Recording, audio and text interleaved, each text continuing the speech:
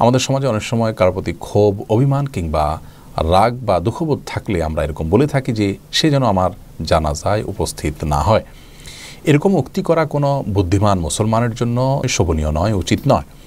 তার কারণ হলো, আমাদের মৃত্যুর পর আমরা জীবিত মানুষদের দোয়ার মুখাপেক্ষী। মৃত্যুর সঙ্গে সঙ্গে আমরা নিজেদের জন্য আর কিছুই করার সুযোগ থাকে না। তখন জীবিতরা আমাদের জন্য দোয়া করলে সেটি আমাদের উপকারে আসতে পারে। জানাজার যে সালাত, এই সালাতের পুরো আয়োজনটাই আসলে মুর্দার জন্য দোয়ার আয়োজন।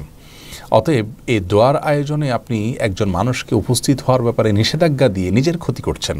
কারণ হতে পারে ওই ব্যক্তির দোয়া আল্লাহর পাক কবুল করবেন, কার দোয়া কবুল হবে, কোন সময় দোয়া কবুল হবে আমরা কেউ জানি না। অতএব এইভাবে আমাদের ক্ষোভ প্রকাশ করা বা আমাদের দুঃখবোধের বিষয়টিকে প্রকাশ করা, এটি বুদ্ধিমান ইমানদারের জন্য সমীচীন নয়, উচিত নয়।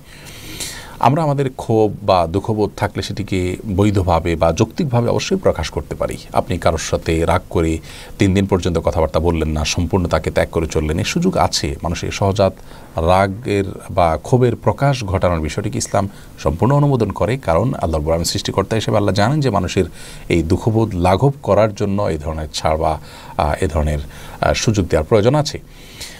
এর বাইরেও যদি আপনার মান, অভিমান এটি থাকে, তাহলে সেটাকে প্রকাশ করবারও সঠিক পদ্ধতি আছে। সম্পূর্ণ বর্জন করে কথাবার্তা ছেড়ে দিয়ে তার থেকে সম্পূর্ণ তাকে ত্যাগ করে থাকা জায়েজ নাই, কিন্তু আপনি তাকে এড়িয়ে থাকলেন এবং আপনার দুঃখের বিষয়টা, কষ্টের বিষয়টা তাকে জানান দিলেন বিভিন্নভাবে, এটি আপনি করতে পারেন। কিন্তু মৃত্যুর পর আমার জানাজায়ও সে শরীক হতে পারবে না বা জানাজা যেন সে না আসে, একথা বলা মানে আপনি নিজের পায়ে নিজে কুড়াল দেয়া, যেটা আমাদের জন্য উচিত নয়।